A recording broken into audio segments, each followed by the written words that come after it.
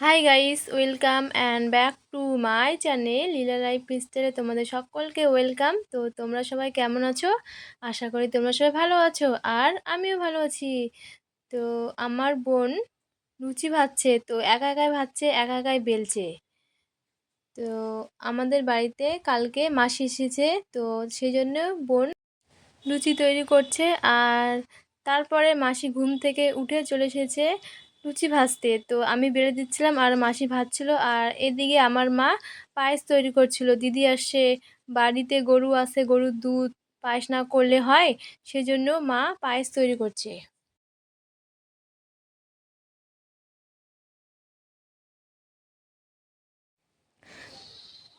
মায়ের পায়েস রান্না কমপ্লিট আর মাসি লুচি ভাজাও কমপ্লিট। আর কড়াইটা এত গরম হয়ে গেছিলো যে কড়াইটা নিচে নামানোর পরও কিন্তু বিনা জালে পাঁপড় ভাজা হয়ে যাচ্ছিল। আর তোমরা দেখতেই পাচ্ছ যে কত সুন্দর পাঁপড় ভাজা হচ্ছে। আর তারপরে আমার ভাই নিয়ে চলে এসেছে খাসির মাংস। তো প্রথমে সকালে গিয়েছিল হাঁস নিতে। তো আমার পিসির বাড়িতে হাঁস নিতে গেছিলো, ওরা হাঁসের ব্যবসা করে, তো হাঁস নিতে গেছিলো।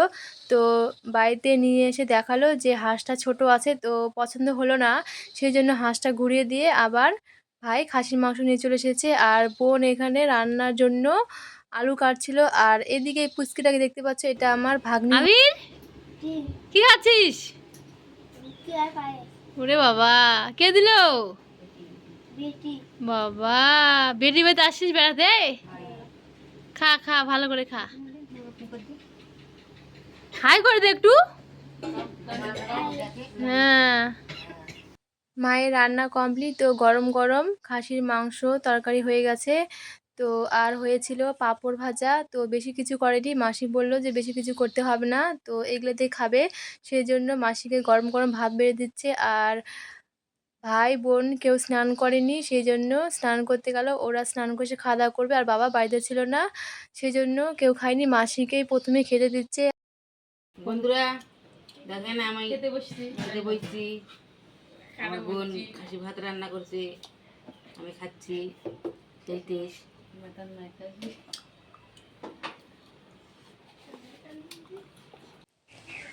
তারপর এখানে দেখতে পাচ্ছ মালা, তো এটা আমি 1 সপ্তাহ আগে অর্ডার করেছিলাম, তো চলে এসেছে।